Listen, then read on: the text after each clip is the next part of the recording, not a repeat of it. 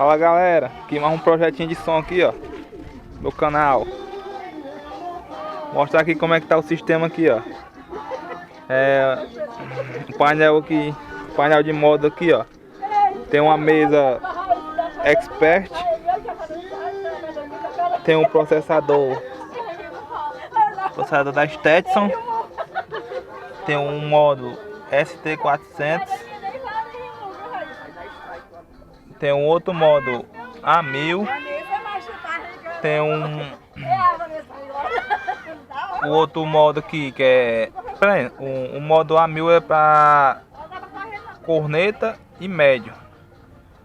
Aí tem aqui o A3500 que é pro grave da Tornado 3000. Tem uma fonte de 120 ampere, uma bateria de 150 ampere. Aqui temos um controle de longa distância.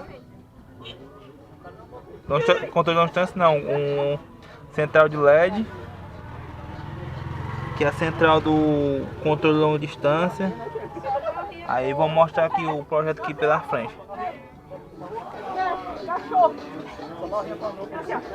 Aqui o grave Tornado de 3000, o médio da Triton de 800, uma 405, um ST400, um voltímetro.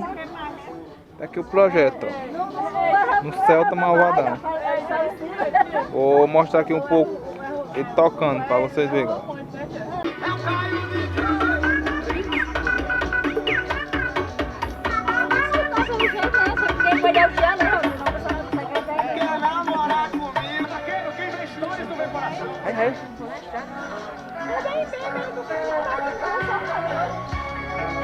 Diferença entre ele e corta, não?